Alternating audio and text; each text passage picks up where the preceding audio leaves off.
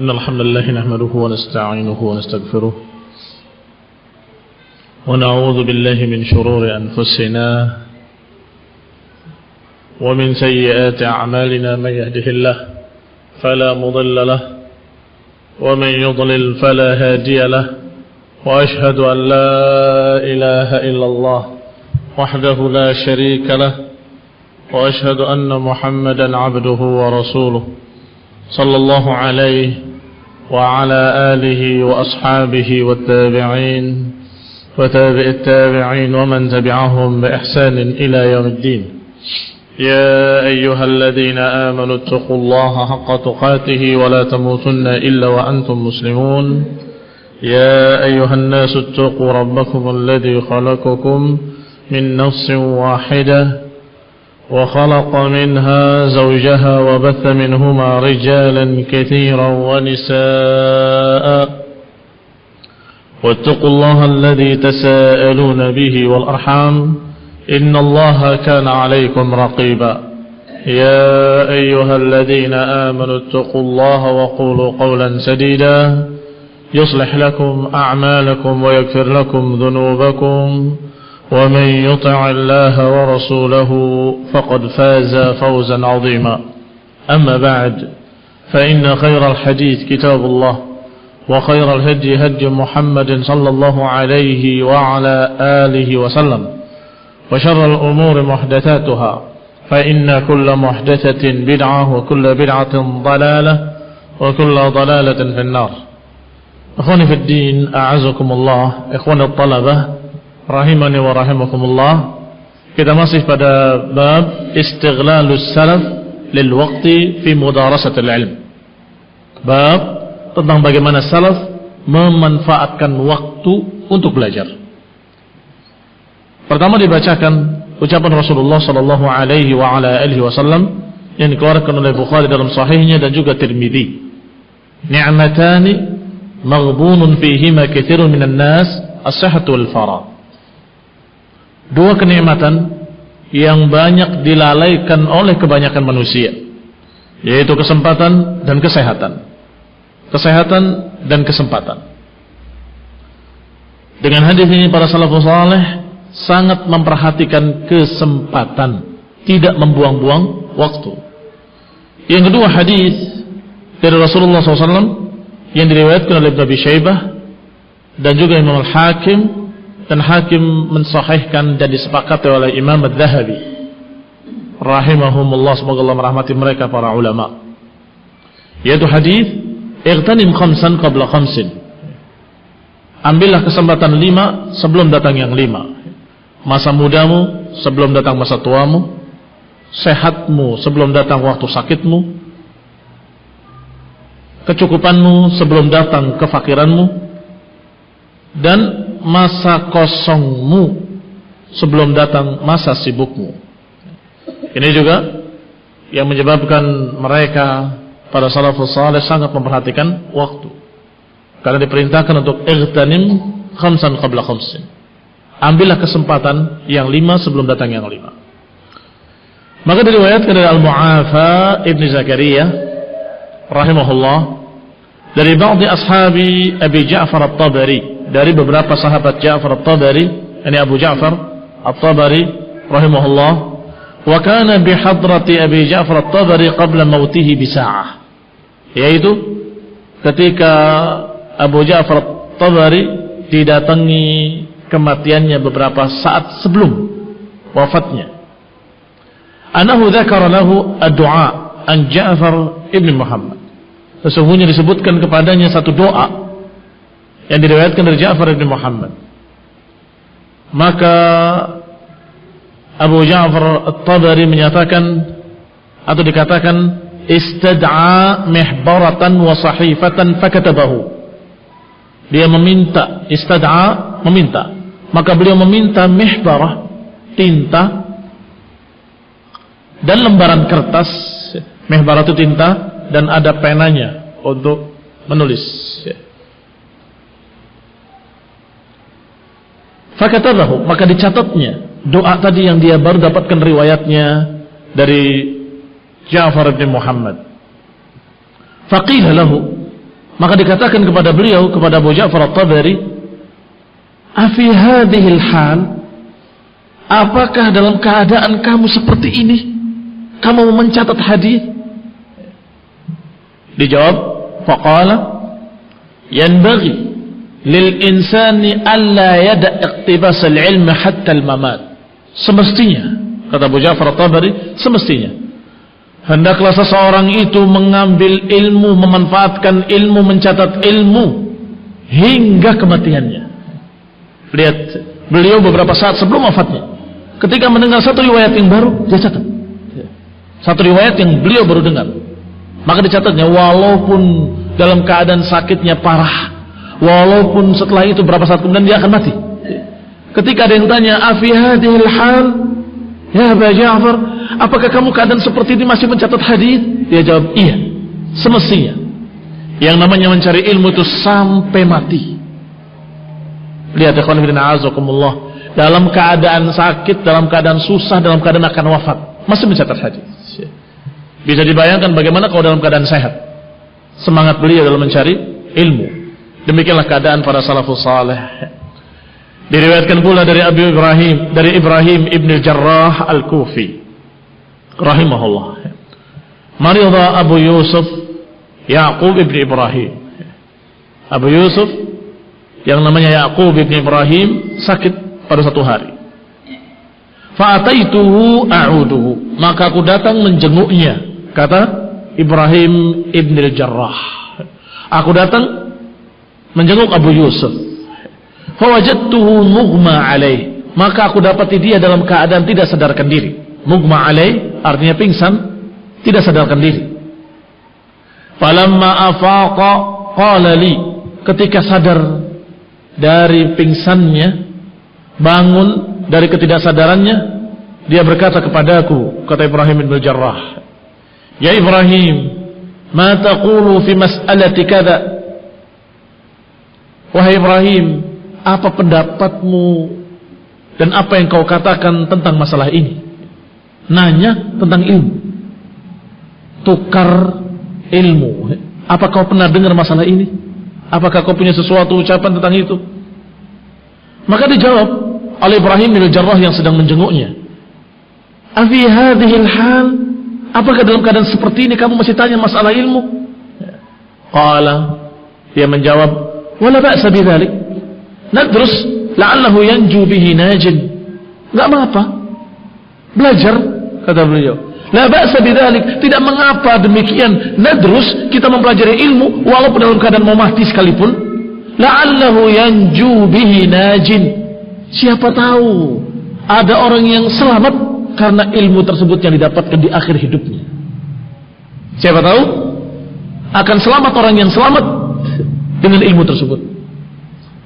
Shadaqa wallah, benar sekali demi Allah apa yang dikatakan oleh beliau Abu Yusuf Ya'qub ibn Ibrahim rahimahullah, bahwasanya kita pelajari ilmu walaupun kita dalam keadaan sangat sakitnya, parah, bahkan sampai tidak sadarkan diri. Kemudian sadar kembali, dia bertanya tentang ilmu, apa yang kau katakan tentang masalah ini, tentang masalah itu. Kemudian ketika ditegur, afi mithli hadhil hal, apakah dalam keadaan seperti ini kamu masih berbicara hadis? Dijawab, la ba'sa bidzalik, tidak mengapa. Bahkan kita belajar bisa jadi akan selamat orang yang selamat karena ilmu tersebut. Bisa jadi akan selamat orang yang selamat. Bagaimana kira-kira? Orang itu misalnya ada yang salah dalam memahami perkara, atau ada yang menyimpang dalam satu pendapat. Ketika akan wafatnya kemudian dia tanya, apa yang kamu katakan tentang pendapat ini? Dia jawab bahwa dalam hal itu ada hadis. Hadis? Iya, hadis sahih diriwayatkan dari sini. Selama ini aku belum pernah dengar hadis tersebut. Astagfirullah, berarti aku kemarin salah. Aku bertobat kepada Allah, kemudian wafat. Selamat atau enggak selamat? Selamat dia. Karena dia berhasil memperbaiki, dan dia sempat bertaubat ketika akan wafatnya dengan ilmu yang disampaikan di akhir hidupnya, dengan hadis yang disampaikan di akhir hidupnya. Sehingga kata beliau, la ba'sa bidzalik, tidak mengapa kita memanfaatkan waktu walaupun kita sudah dalam keadaan seperti ini. Siapa tahu, kata dia, la'allahu yanju bihi najin, bisa jadi akan ada yang selamat karena ilmu yang didapatkan di akhir hidupnya. Selamat karena dia mengetahui ternyata apa yang dilakukan kemarin salah, sempat beristighfar, sempat bertaubat. Lihat bagaimana para salafus saleh memanfaatkan waktu walaupun dalam keadaan sangat gentingnya. Bab berikutnya, bab tentang alamatu ahli sunnah, tanda-tanda ahli sunnah atau ciri-ciri ahli sunnah. Allah Ta'ala, Allah Subhanahu wa Ta'ala berfirman, الذين يتبعون الرسول النبي الأمي الذي يجدونه مكتوبا عندهم في التوراة والإنجيل يأمرهم بالمعروف وينهاهم عن المنكر ويحل لهم الطيبات ويحرم عليهم الخبائث ويضع عنهم إصرهم والأغلال التي كانت عليهم فالذين آمنوا به وعزروه ونصروه واتبعوا النور الذي أنزل معه أولئك هم المفلحون. Dibawakan ayat Allah Subhanahu wa taala dalam surat Al-A'raf ayat 157. Alladzina yattabi'una ar-rasul. Mereka yang mengikuti Rasulullah SAW. An-Nabiyil Ummi. Ini ciri pertama dari ciri ahli sunnah. Alladzina yattabi'una ar-rasul, yang mengikuti Rasul sallallahu alaihi wa ala alihi wasallam. An-Nabiyil Ummi, yaitu mengikuti nabi yang ummi, yang tidak membaca dan tidak menulis. Alladzi yajidunahu maktuban indahum, yaitu yang mereka sudah mendapatinya tertulis pada sisi mereka di dalam kitab-kitab mereka para ahlul kitab, fit Taurat wal Injil, di dalam Taurat dan dalam Injil. Ya'muruhum bil ma'ruf, yang Rasul Nabi yang ummi tadi memerintahkan kepada yang ma'ruf, wa yanhahum 'anil munkar, dan mencegah dari kemunkaran-kemunkaran, wa yuhillu lahumut thayyibat, menghalalkan untuk mereka yang baik-baik, wa yuharrimu 'alaihimul khaba'ith, dan mengharamkan yang jelek-jelek, wa yadha'u 'anhum israhum, dan menggugurkan dari mereka perkara yang berat atas mereka, yakni melepaskan dari mereka kesusahan mereka, wal aghlal, dan melepaskan belenggu-belenggu, allati kanat alaihim, belenggu-belenggu yang ada pada mereka. Falladzina amanu bihi wa azzaruhu wa nasaruhu wa taba'un nur alladhi unzila ma'ah ulaika humul muflihun. Maka kata Allah, orang-orang yang beriman kepadanya, beriman kepada Rasul, wa azzaruhu, dan mendukungnya, wa nasaruhu, dan membelanya, wattaba'un nur alladhi unzila ma'ah, dan mengikuti cahaya yang diturunkan bersamanya, ulaika humul muflihun. Merekalah orang-orang yang muflih, orang-orang yang akan mendapatkan falah. Berapa disebutkan ciri-ciri ahli sunnah di dalam kitab, dalam ayat ini?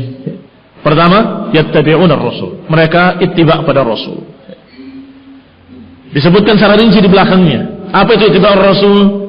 Alladzina amanu bihi, yaitu yang beriman kepadanya, mendukungnya, membelanya, dan mengikuti cahaya yang dibawanya. Ini ahli sunnah. Jelas inilah yang dikatakan ahli sunnah, yaitu yang Allah katakan ulaika humul muflihun, merekalah yang akan falah. Yang namanya ahlus sunnah bukan hanya pengakuan-pengakuan, bukan hanya pengakuan seseorang atau sebagian kelompok, kami ahlus sunnah, kami ahlus sunnah. Tetapi yang namanya ahlus sunnah yang memiliki ciri-ciri seperti ayat ini, ciri-ciri seperti digambarkan oleh Allah Subhanahu wa taala dalam ayat ini, yaitu amanu bihi wa azzaruhu wa nasaruhu wa taba'un nur alladhi unzila ma'ah.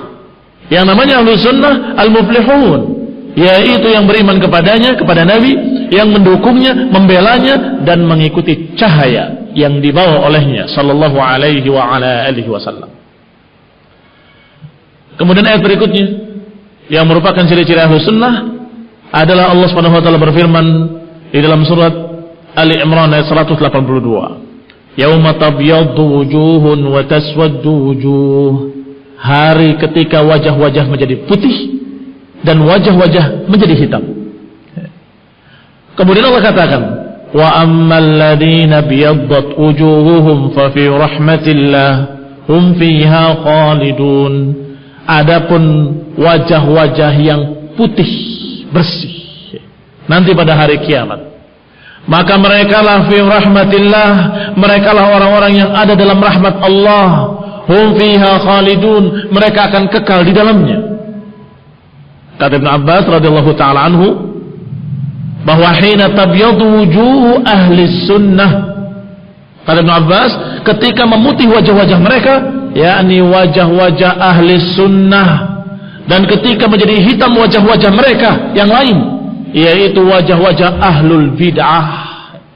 Ahli sunnah yang berjalan di atas sunnah, ahli bid'ah yang berjalan di atas jalan lain selain sunnah, yaitu yang menyimpang sesat dari jalan Rasul, yang menyimpang jauh sesat dari jalan yang gariskan oleh Rasulullah sallallahu alaihi wa ala alihi wasallam.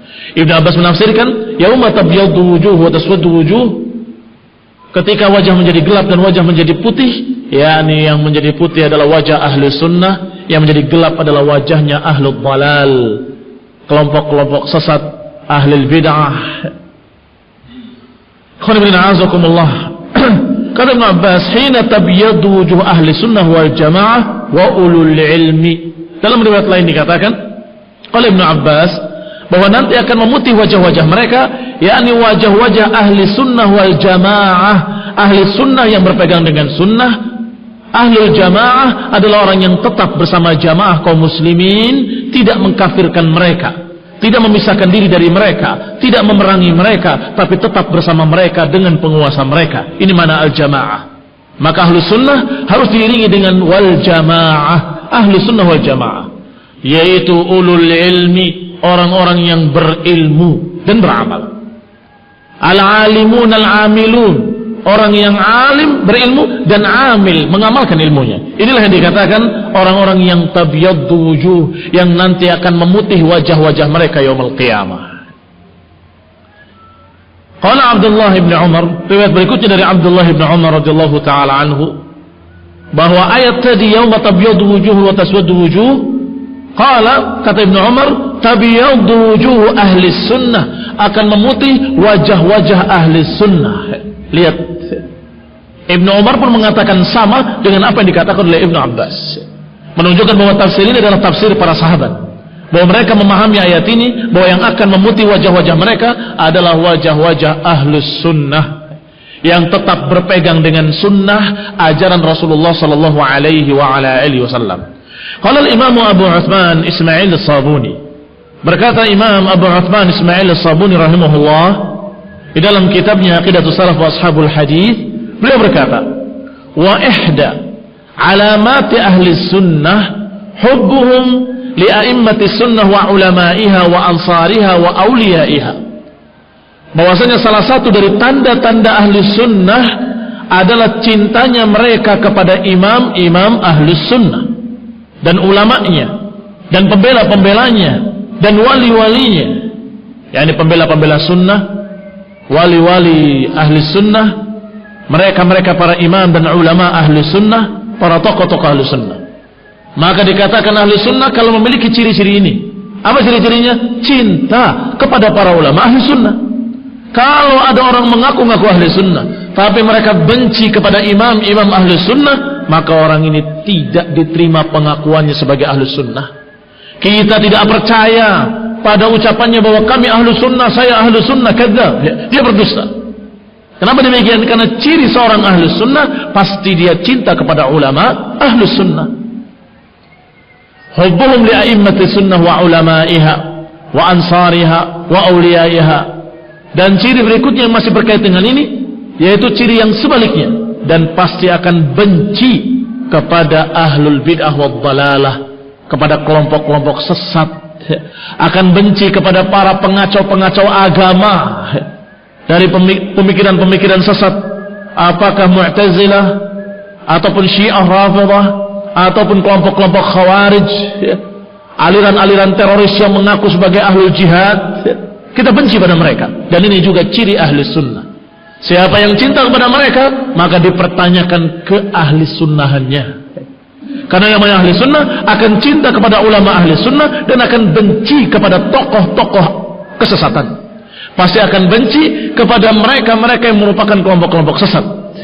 Bughdhuhum li ahli bid'ah alladzina yad'una ila an-nar.